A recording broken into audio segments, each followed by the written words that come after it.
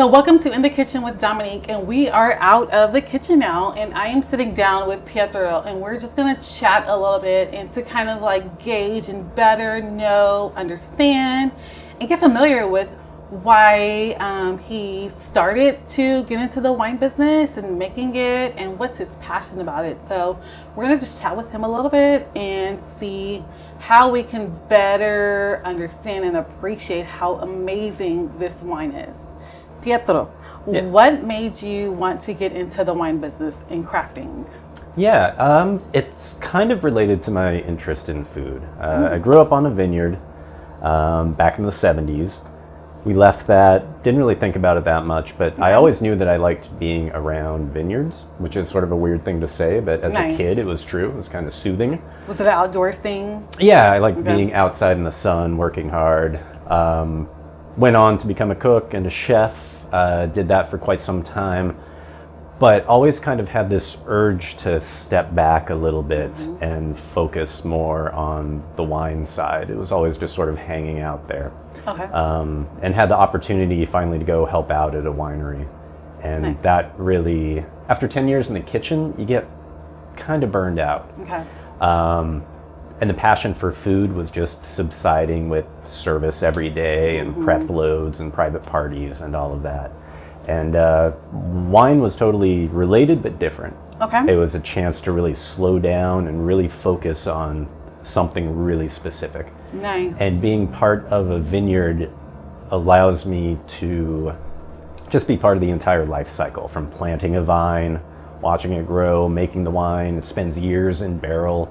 So we just released a wine a few months ago called Sagrantino. It's a pretty rare grape from Umbria in Italy. I planted those vines in 2012. And we just released the first bottle at the end of 2019. Amazing. So that's how slow the wine industry is.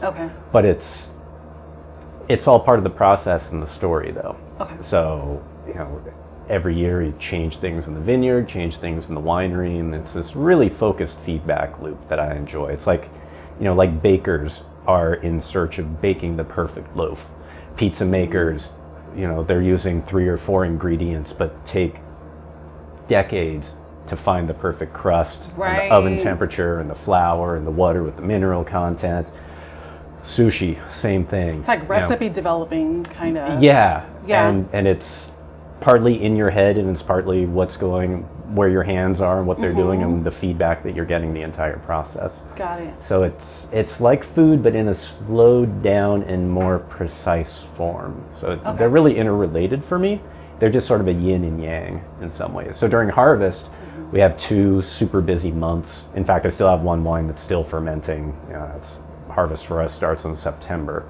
So that's a good part of the season, and that's like working in a restaurant Saturday, Friday night, busy, go, lots of logistics, moving stuff. It's exciting. And then there are quiet parts of the year where you're really just focusing in on really specific elements of grape growing and maybe blending the wines, coming up with bottling. And then for me, there's label design. There are other sort of artistic facets to it as well.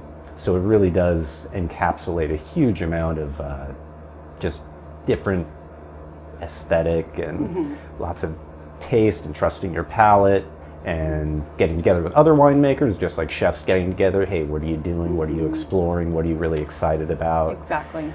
Yeah, it's like a much slower kitchen.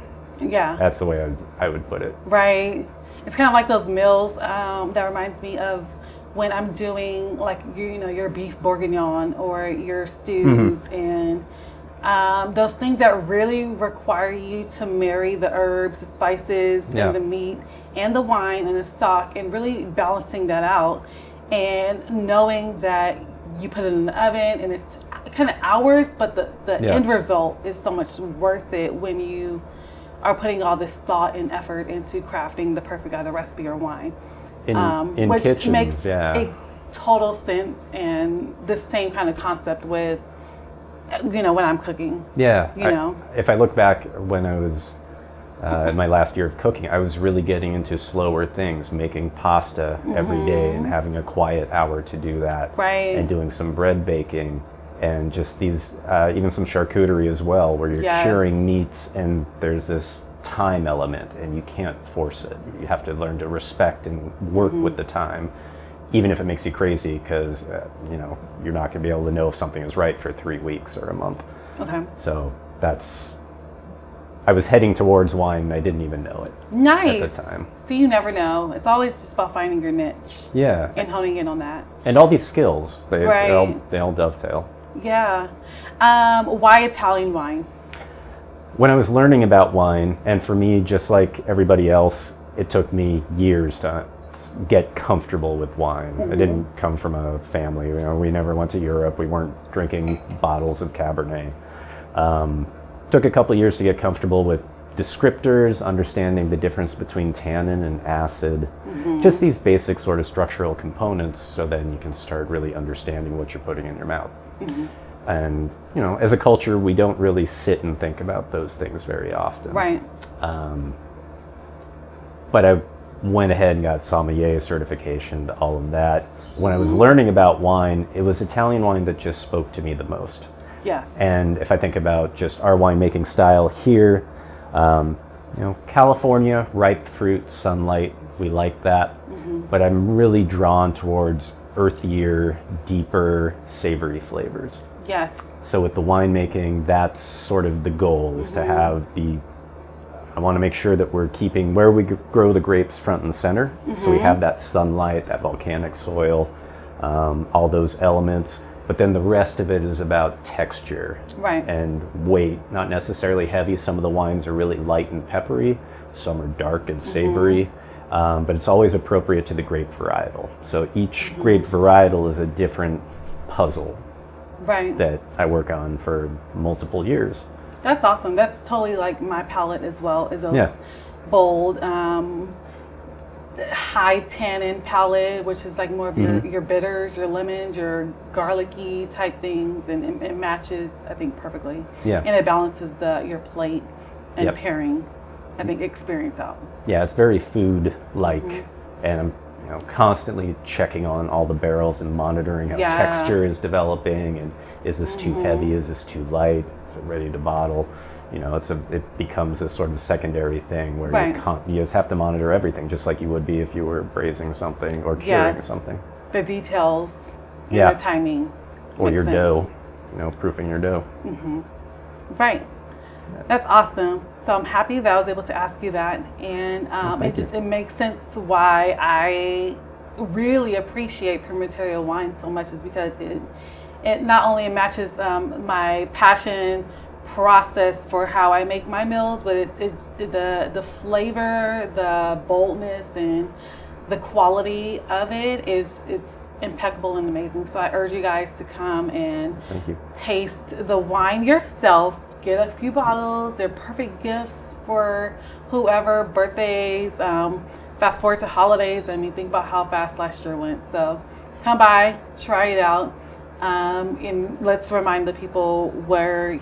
Yeah, we're in the Temescal alleys in the Temescal neighborhood of northern Oakland at 49th and Telegraph. Okay. We're open Thursday through Sunday. So come check it out, guys. Don't miss out. And continue to follow us on Instagram and Facebook, and to subscribe to our YouTube channel.